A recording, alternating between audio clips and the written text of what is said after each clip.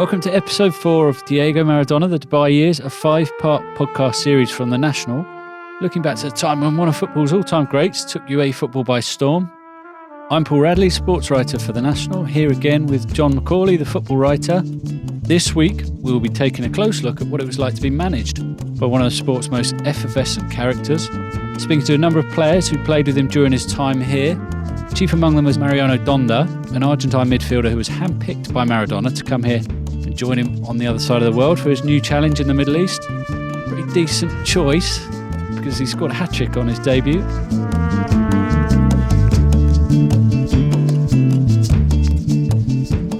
John, our first guest, Mariano Donda, an interview that you did with him, absolutely fantastic. I was in awe of this interview. Can you just explain a little bit more about Mariano? As we've said, a midfielder from Argentina, came across with Maradona, but there's a bit more to it than that, isn't there? Yeah, so Mariano grew up in Buenos Aires, and he told us himself that he would be out on the streets playing football as every aspiring footballer does, and he'd be shooting from range or taking free kicks, and he'd be screaming that he was Maradona. And he said he had a Boca Juniors t-shirt with Maradona's name on the back. So as most people around that time in Argentina absolutely adored Maradona. So then he was having his best season, he had said, for a team in the Argentine First Division called Godoy Cruz. And he had scored in what proved to be his final match. And he was saying he was sitting on the team bus on the way back and his phone rings. So he checks the phone, doesn't know the number. And the voice on the other side of the line says, yeah, it's Diego. Yeah, Diego right. Maradona. And Donda said the very first thing he did was hang up. He thought it was one of his mates messing about. You know, just completely out of the blue. And again, someone that he's grown up absolutely fascinated by. So he says, a couple of minutes pass or whatever, and then the phone goes again. It's Maradona, actually explaining, no, I'm Diego Maradona. So that was his introduction. Diego Maradona said he wanted to take him, as you said, handpicked by the Argentine. He wanted to take him to Al Wasl. Maradona had just been appointed as the Al Wasl manager, which was a shock, as much a shock as Mariano getting a phone call as to all of us here whenever Maradona got appointed as manager of Al Wasl. So Mariano was saying that he got home, told his mum that Diego had called, and his mum was, who's Diego? Had to explain to his mum, and then he said that there were just floods of tears from the whole family. So really, really sweet story of the way that came around. And as Mariano put it, he said, my life changed from that moment. He said it really changed. He was 29 at the time. He actually had a contract offer from River Plate. So grew up wearing the Boca Juniors t-shirt, but has a contract offer from their arch rivals in Argentina. And he said on one hand he had that contract, and on the other side he had this phone call from Maradona saying, do you want to come to Dubai? And as it transpired, handily enough for us, he chose to go with Diego in Dubai. And this is Mariano's thoughts on what it was like playing for Diego Maradona. Maradona was a great coach. It surprised me because I thought Maradona was a legend. Maradona was the best friend of his friends. He grew up in a poor place, and after 15 years, he became millionaire. He lived more years like millionaire than poor. What I can expect with Maradona's coach. He was really great. The problem of Maradona maybe was his people who was around him, but Maradona was active on the pitch. He speak fluently with people. He came on time. He tried to speak with all people all the time. He was a normal person. He really worked well. It's difficult to speak in the past, but he was a really good coach. A really good coach. Maradona, as we've been told in previous episodes, he used to come to training in Ferraris and Porsches, and he lived a completely different life to anyone, let alone his teammates or the players that he came to coach. But he still sort of had that common touch. Everybody said that about him, that he always retained this empathy with sort of people from the background that he originated from, whatever it happened to him in the rest of his life. And also in John's interview, Mariano provides this really compelling insight into how football can change the life of a player. And Mariano himself was so thankful to Maradona for what he did in bringing that about in his own life and for that of his family. My parents worked to buy me shoes, clothes, gave me money to take the bus, to eat in the middle of the day. My father was several months without work, and my mother started to work in another place from 9 p.m. until 4 a.m. So when Maradona called me, I felt that on that time I'm going to help them. They support me a lot. So on that time when I received Diego's call, a new period of our life it's going to start. You know, I start to cry with her, but a lot. I cry a lot. So yeah, as Mariano describes there, an extremely emotional time, not just for him, but for the whole family. Mariano had played outside Argentina before. He had spent some time with Bari in Italy. But even this was a world away again from Buenos Aires, where he was born and he grew up. And that's not just in regards to another type of football, which would be completely different to what he was used to, but it was the whole experience of making the move to the UAE, this one big final move in his career. And it just so happened as well that Mariano arrived during Ramadan. So you could imagine that just added to the feeling that this was something that he hadn't encountered before. I phoned my mother, my father. I gave them the notify that maybe I'm going to go to Dubai. And they say, what is Dubai?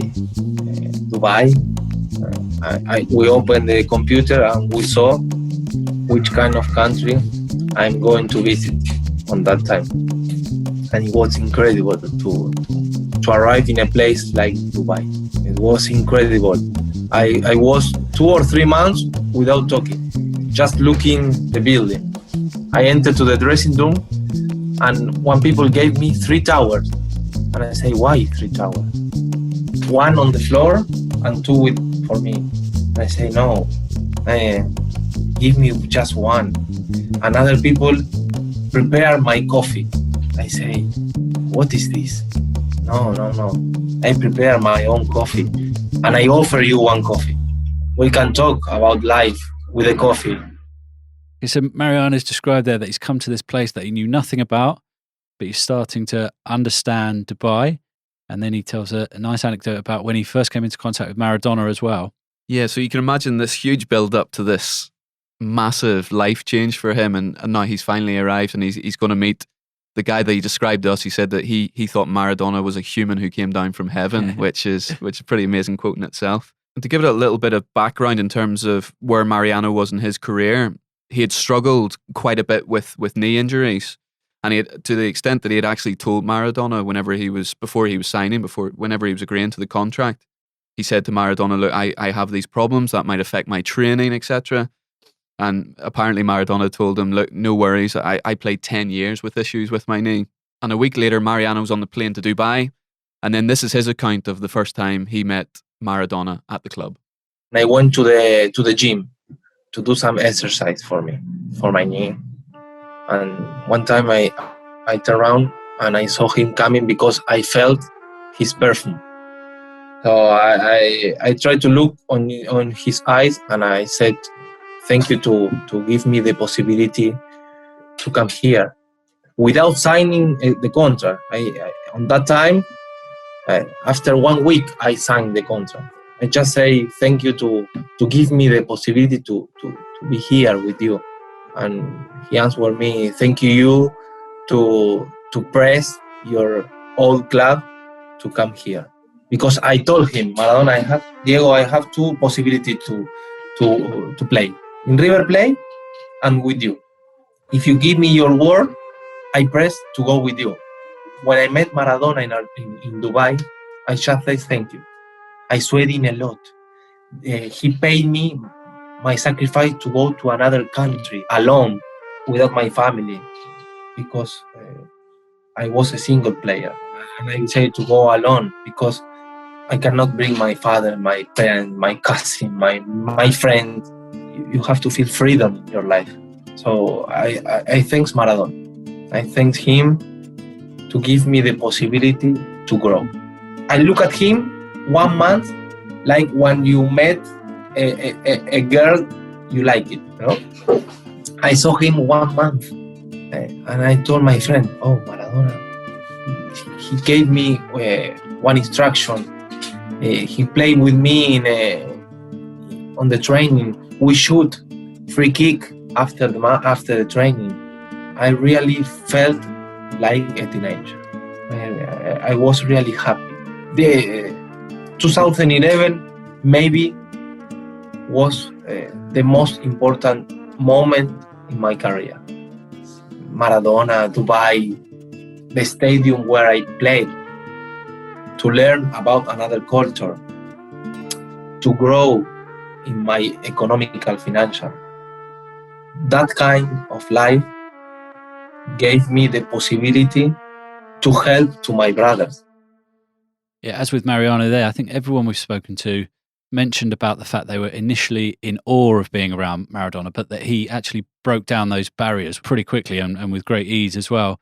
We caught up with his goalkeeper from Al Wasl, Ahmed Dida. John, can you tell us a little bit more about Ahmed? Yeah, so Ahmed, he moved to Al Wasl in 2011. He was playing for a team called Al Shabab, who are a rival in the Arabian Gulf League, or the UAE Pro League as it was known then. Ahmed was only 22 at the time, and he was competing for the national team at the 2011 GCC Under-23s Championship. He's got this pretty momentous time in his fledgling career, and then he finds out while he's away that that Maradona is going to be his next manager. And Ahmed found out pretty quickly that the Maradona that everyone thought they knew was very, very different to who he became familiar with. You know, he's a big name, so he would come and he thinks he's like, you know, bigger than everyone in his head and try to like be higher than everyone, but he wasn't. Even when we used to travel, he used to stay with us in the economy class, you know. He would never leave us. He would say, no, I want to stay with the players. He would never leave us, yeah. His door was open. You know, like, and we didn't feel like this, as I said before, like we didn't feel this, you know, there's like this wall between the player and the coach. He was open, he was involved with everything. Yeah, so the manager Ahmed describes there as somebody who would be happy to stay in economy class with his players and didn't have any walls between him and the players. Somebody else who described something similar was Mohamed El Nagar, whose association with Maradona began sort of literally as Maradona arrived off the plane in Dubai in 2011. He had been working as a trade advisor at the Argentine embassy in Abu Dhabi, but was seconded to Dubai to become, well, to help Maradona settle, really. But he became his Spanish to Arabic translator straight from the off because Maradona really took to him. And he was also part of the Maradona's team, basically, when Maradona subsequently, a few years later, became manager of Fujairah, which was another surprising appointment. Maradona became the manager in 2017. Mohamed describes here how he took a lot from how Maradona dealt with his players, especially one particular moment, John. Yeah, so it was actually at the match that Mohamed's talking about here, and Fujairah were, at that stage, they were in the second tier of UAE football, and they had one match left to try and get into the Arabian Gulf League automatically to qualify, and they were third in the table at the time, and it was to qualify in the top two spots, and they were at home to Khor Khan. So Fujairah take the lead, and then 3 minutes later, goalkeeper Saeed Sadiq makes an awful error to hand an equaliser to the visitors. So from then on, there was a pretty fraught finish, as you can imagine. Maradona kind of getting more and more to the end of his tether on the sidelines. The match then finishes 1-1. Fujairah miss out in one of those direct spots for promotion, and they were then to go into a two-legged playoff to get into the top division. As it worked out, they never got the chance under Maradona. Within hours of that match finishing, Fujairah announced on social media that he was no longer the manager. And there began a pretty acrimonious fallout between Maradona and the club. But to take it back to Mohamed, this is Diego's dealing with the goalkeeper, Saeed Sadiq, at that time. And it really showed Maradona's man management skills. I learned from Diego in the bad and the difficult moment to be more behind the players, not against them. He never blamed any players. You remember that match, it was a big mistake from the goalkeeper. And Diego, the first one he go and give him big hug is the goalkeeper. And he told him, he's not, isn't the end of the story. Still, we have one match and we have the possibility. Go on, and we can do it. So Fujairah did have the possibility to go on and still do it, which they did in the end, but under a different manager. And I remember seeing Maradona through the door of the home dressing room directly after that match, and he was completely crestfallen, despite the fact that they still had a chance to get promoted through the playoff. And disappointment wasn't confined to Fujairah. There were times too at Al Wasl, particularly towards the end, where Maradona would obviously become pretty frustrated or disillusioned by what was happening at the club and on the pitch. But as Ahmed says, Maradona tried to keep that heartache, in football terms at least, away from his players. Sometimes you see it in him, you know, he's like a bit down, a bit upset, but he would never show the players intentionally that he's upset, you know. He would always try to stay away from the players. Maybe in his head he felt that if I show that to the players, that would be a negative, you know, that would give them a negative vibe. So he was always trying to stay away. But that wasn't always easy, and not solely for football reasons. Midway through his season with Al Wasl, his mother died. And Mariano here recounts the fact that while Maradona was heartbroken, he didn't let it distract him from his job and the commitment that he had to his players. We finished one match against Al Ain outside Dubai, and I think his ex-wife came to the dressing room and told him that his mother dead. They turn around, they start to cry in logical time, and they told us that after 5 days he will return. In 5 days after Maradona's mom died, we had to play an important match. So when his mother died, he returned to Argentina, and they told us that he will be with us after 5 days. We trust in his word, and he came after 5 days. Exactly, he came with us as soon as he could, and on the next match, on that time, he was with us. From what Mariano says there, it's pretty clear that Maradona had a good grasp of how important it was to be with his players, even in the most extreme times. Subsequently to his time in the Middle East, or certainly subsequently to his time with Al Wasl, he went to manage a club in Mexico, and there was a point where Maradona arrived late for pre-season training there, and he went off the grid. And people might think that that was what he was like because of the lifestyle Maradona had at points during his life and his career. But in actual fact, the sense of him, going off the grid at times and being difficult to manage himself, it sort of didn't really fit. In fact, it couldn't be more different from the manager that people have described to us from his time here in the UAE. Here's Mohamed El Nagar again describing how Maradona chastised himself actually for missing one training session during his time with Fujairah. I think it was the best year I worked with Diego in our Fujairah club, because Diego, during in the pitch among the players, he's a real Diego. I like a lot of this part of his life, because I saw him the kind person with the player, with all the people are working in the club, with everyone. He was very kind and responsible. Only one training he missed it. You know why?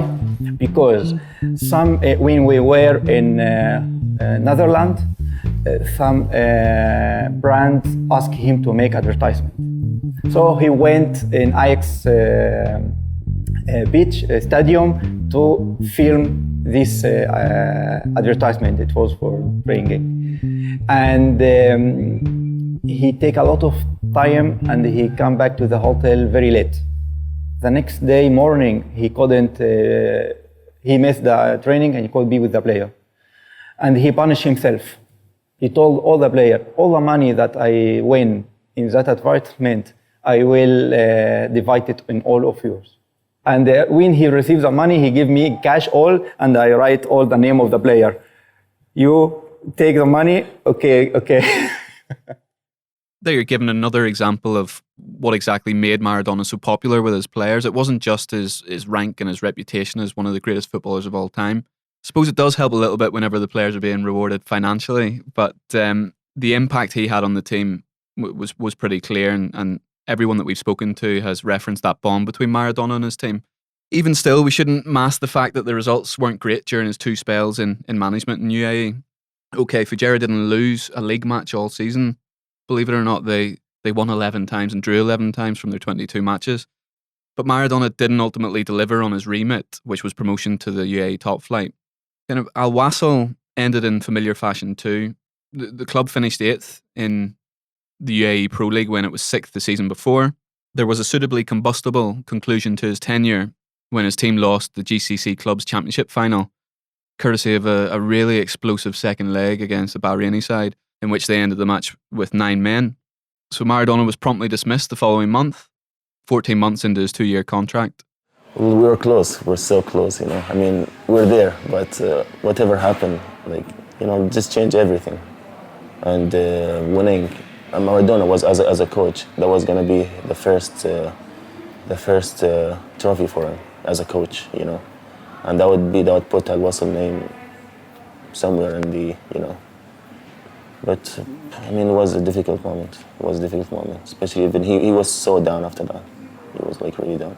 I remember that he was, you know, the way he came after the game, the way he was, you know, he didn't even go to take the medal, you know. He was like away from everyone. He's passionate. He's everything. He's like, you know, his football is everything to him. Everything. I mean, if he's happy, you know, because of football. If he's sad, because of football. And that's how he lived. He had this character that would never change. Again, one trait that never changed, apparently, even if the results were far from desired, was Maradona's connection with his players. Ahmed said just the way Maradona would approach the team said a lot. He would always shake hands, or he would dish out hugs, or sometimes even give them a kiss on the cheek. He said even something seemingly as trivial as that coming from Maradona was huge. He said it was something really big. Ahmed remembers how Maradona would join the players in the jacuzzi after a victory, joking with everyone through his translator, obviously, or dancing with some of the players in the changing room. And what Ahmed said was that's simply another example of there being no barriers between Maradona and his team. And although he hadn't achieved what he was employed to do, he still left an impression on his players that, quite frankly, nobody else could. First of all, the name, you know, working with Maradona, you felt yourself, you know, like important. You know, wherever you go to Bahrain to play a game, you see cameras everywhere. Even though it's only because of Maradona, but you're involved, you know, you're part of the team. You know, anywhere you go, you see people come to watch everyday trainings, you know, random people. And that was a good vibe, you know, that felt good, yeah. And I don't think that happens with anyone else. Because as players, as I said, like we had this name working with us. And that was a big part of our, you know, our game, our season. And that was a big motivation. But once this name is gone, then you feel, you know, whoever comes after him, it's not the same, you know. It's not the same, no matter how they try to motivate you, but it's not the same. Everyone we've spoken to who's attested, life was very different after Maradona was gone from their clubs. And they still feel so much affection for him and the time that he spent with them at their clubs. Mariano described to us how he felt when he heard the news last year that Maradona had died. Yeah, and bear in mind that Mariano was speaking to us in English, which he learned during the 3 years he spent in Dubai and hadn't spoken, apparently, since he left in 2014. But still, he was able to convey his sentiment beautifully here when describing that day back in November, when he was back home in Buenos Aires, when he heard that Diego Maradona had passed away. So I was at home, and I felt like the last immortal died. So after that, all of people who were mortal died a legend in the world. What I had, what I grow, what I can buy to my brothers, Maradona was in the middle of that moment in my life. So the people here was sad, really sad. We were 3 or 4 days without talking, without belief that Maradona is not here with us, or was not here with us. He was tired to be Maradona. He would like to be another time Diego, you know.